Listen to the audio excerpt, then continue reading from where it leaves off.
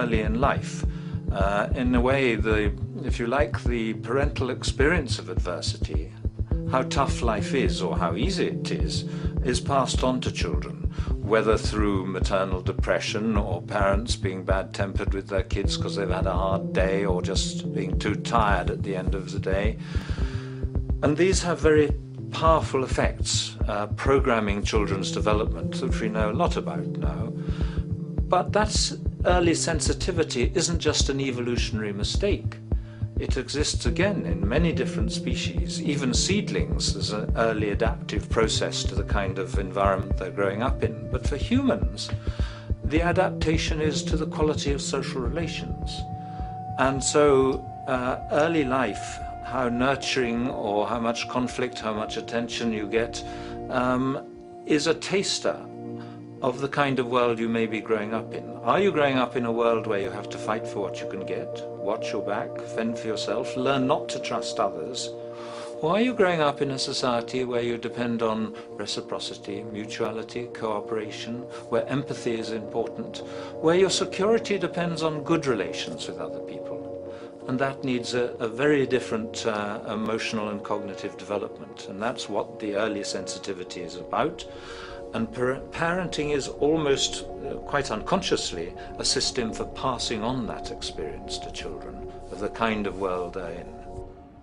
The great British child psychiatrist D.W. Winnicott said that fundamentally two things can go wrong in childhood. One is when things happen that shouldn't happen, and then things that should happen but don't. And the first category is the traumatic and abusive and abandonment experiences of my downtown East Side patients and of many addicts. That's what shouldn't happen but did. But then there is the non-stressed, attuned, non-distracted attention of the parent that every child needs, that very often children don't get. They're not abused, they're not neglected, and they're not traumatized. But what should happen, the presence of the emotionally available, nurturing parent, just is not available to them because of the stresses in our society and the parenting environment. And the psychologist Alan Shore calls that proximal abandonment, when the parent is physically present but emotionally absent. I have spent roughly the last 40 years of my life working with the most violent people our society produces, murderers, rapists, and so on, in an attempt to understand what causes this violence.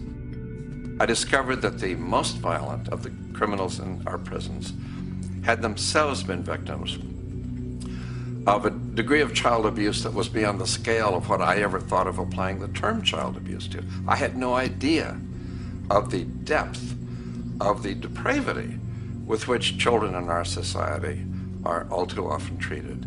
The most violent people I saw were themselves the survivors of their own attempted murder, often at the hands of their parents or other people in their social environment, or were the survivors of family members who had been killed, their closest family members, by other people. The Buddha argued that everything depends on everything else.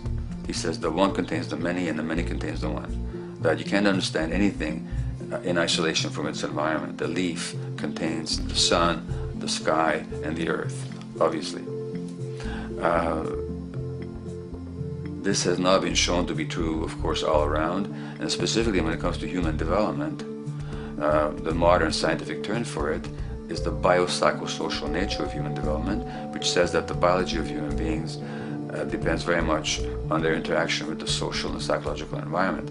And specifically, the psychiatrist and researcher Daniel Siegel at the University of California, Los Angeles, UCLA, has coined the phrase interpersonal neurobiology, which means to say that the way that our nervous system functions depends very much on our personal relationships. In the first place with the parenting caregivers, and in the second place with other important attachment figures in our lives, and in the third place with our entire culture.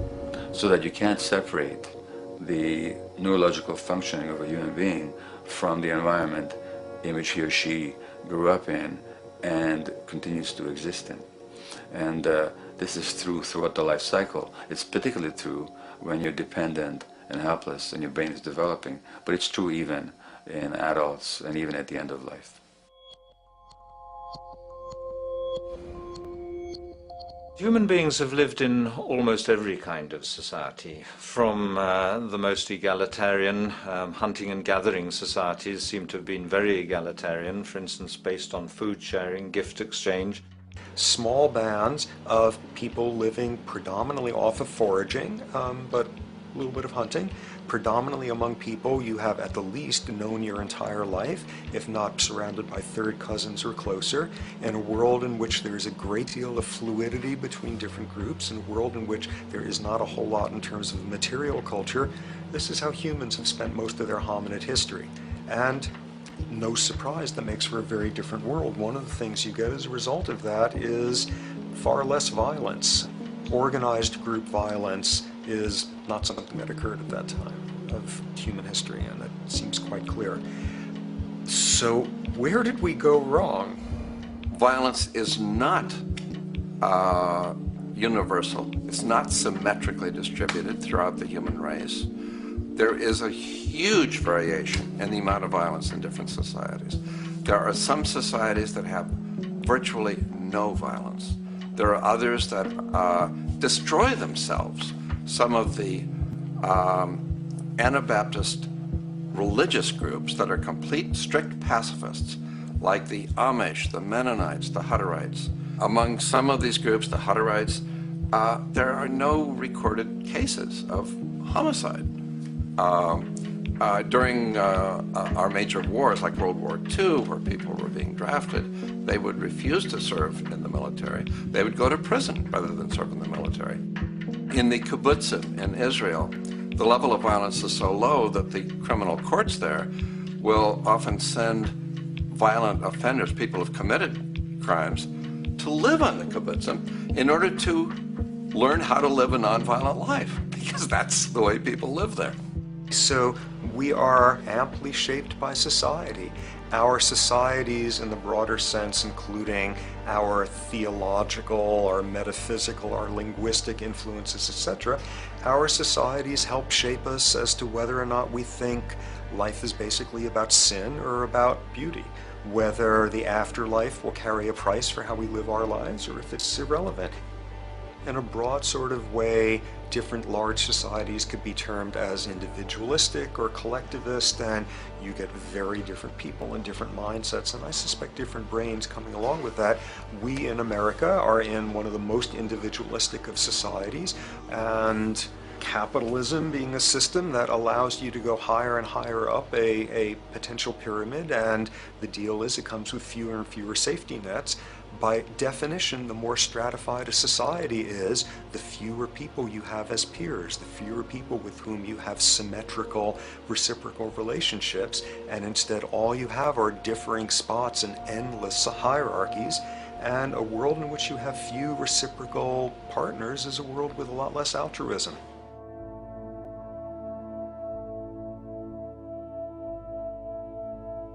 Alright, so this brings us to a total impossible juncture, which is to try to make sense in perspective of science as to what the nature is of human nature. You know, on a certain level, the nature of our nature is not to be particularly constrained by our nature. We come up with more social variability than any species out there, more systems of belief, of styles of family structures, of ways of raising children. The capacity for variety that we have is extraordinary. In a society which is predicated on competition and really very often the ruthless exploitation of one human being by another, the profiteering of other people's problems, and very often the creation of problems for the purpose of profiteering, the ruling ideology will very often justify that behavior by appeals to some fundamental and unalterable human nature. So the myth in our society is that people are competitive by nature, and that they're individualistic, and that they're selfish. The real reality is quite the opposite. We have certain human needs. The only way that you can talk about human nature concretely is by recognizing that there's certain human needs. We have a human need for companionship and for close contact, to be loved, to be attached to be accepted, to be seen, to be received for who we are. If those needs are met, we develop into people who are compassionate and cooperative and who have empathy for other people. So the opposite that we often see in our society is in fact the distortion of human nature, precisely because so few people have their needs met. So yes, you can talk about a human nature, but only in the sense of basic human needs that are instinctively evoked, or I should say certain human needs that lead to certain traits if they are met, and a different set of traits if they're denied. So, when we recognize the fact that the human organism, which has a great deal of adaptive flexibility, allowing us to survive in many different conditions, is also rigidly programmed for certain environmental requirements or human needs, a social imperative begins to emerge. Just as our bodies require physical nutrients, the human brain demands positive forms of environmental stimulus at all stages of development, while also needing to be protected from other negative forms of stimulus. And if things that should happen do not, or if things that shouldn't happen do, it is now apparent that the door can be opened for not only a cascade of mental and physical diseases, but many detrimental human behaviors as well. So as we turn our perspective now outward and take account for the state of affairs today, we must ask the question, is the condition we have created in the modern world actually supporting our health? Is the bedrock of our socioeconomic system acting as a positive force for human and social development and progress? Or is the foundational gravitation of our society actually going against the core evolutionary requirements needed to create and maintain our personal and social well-being?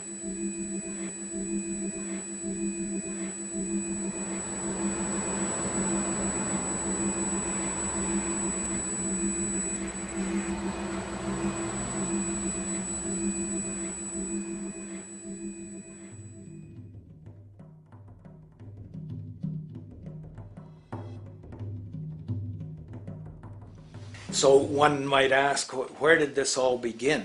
What we have today, really a world in a state of cumulative collapse. You get it started with John Locke. And John Locke introduces property, and he has three provisos for just private right and property. And the three provisos are that there must be enough left over for others, and that you must not let it spoil, and that you, most of all, must mix your labor with it. It seems justified. You mix your labor with the world, then you're entitled to the product, and as long as there's enough left over for others, and as long as it doesn't spoil, you don't allow anything to go to waste, that's okay. Well, he spends a long time of his famous treatise of government, and it's since been the canonical text for economic and political and legal understanding. Is still a classic text of study.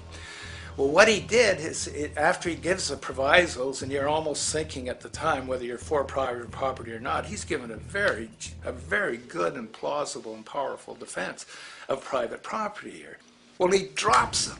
He drops them like that, right in one sentence. He says, well, once the introduction of money came in by men's tacit consent, then it became, and he doesn't say all the provisos are canceled, erased, but that's what happens. So now we have not product and your property earned by your own labor. Oh no, money buys labor now. There's no longer a consideration of whether there's enough left over for others. There's no longer a consideration of whether it spoils, because he says, well, money's like silver and gold can't spoil, therefore monies can't be responsible for waste, which is ridiculous. We're not talking about money and silver, we're talking about what its effects are. It's one non sequitur after another.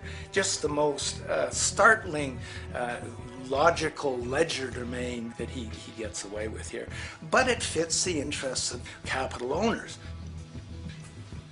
Then Adam Smith comes along, and what he adds is the religion to this. Locke started with God made it all this way. This is God's right.